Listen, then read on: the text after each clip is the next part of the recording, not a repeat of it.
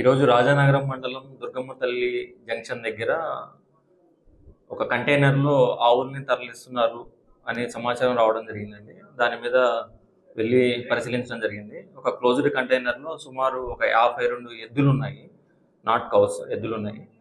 అవి సఫకేటెడ్ స్టేజ్లో ఉన్నాయి. So container is not meant for carrying animals, only goods carrier.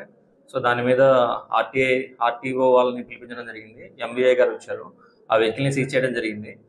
లోపల ఉన్న క్యాటిల్స్ కండిషన్ కొద్దిగా సఫకేటింగ్గా ఉండడం వల్ల ఇమీడియట్గా వాటిని యానిమల్ హస్బెండరీ డిపార్ట్మెంట్ వాళ్ళతో, వెటర్నరీ వాళ్ళతో మాట్లాడి సీతానగరం మండలం బొబ్బిలంక దగ్గర ఒక రిహాబిలిటేషన్ సెంటర్ ఉంది, ఇమీడియట్గా అక్కడికి ట్రాన్స్పోర్టేషన్ చేయడం జరిగింది.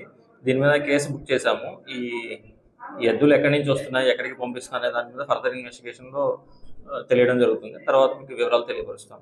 Thank you. బిల్స్ ఉన్నాయండి. బిల్స్ మీద ఉన్న ప్రకారం శ్రీకాకుళం జిల్లా మానవరం దగ్గర నుంచి చిలకలూరుపేట సంతకి తీసుకెళ్తున్నామని చెప్తున్నారు. అది వెరిఫై చేయాలండి. డ్రైవర్ అయితే ప్రజెంట్ పరారీలో ఉన్నాడు. ఆ బిల్స్ అన్ని వెరిఫై చేసి ఫర్దర్గా ఇన్వెస్టిగేషన్లో ఒకే రైతు దగ్గర నుంచి వస్తున్నాయా, వేరే దగ్గర నుంచి వస్తున్నాయని వెరిఫై చేస్తాం.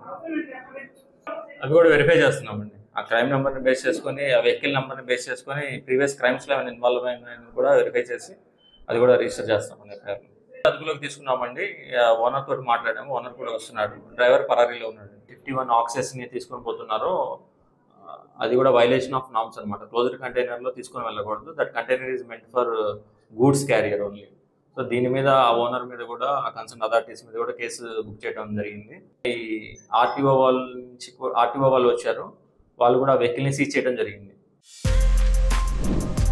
For more videos like this, subscribe Big TV channel.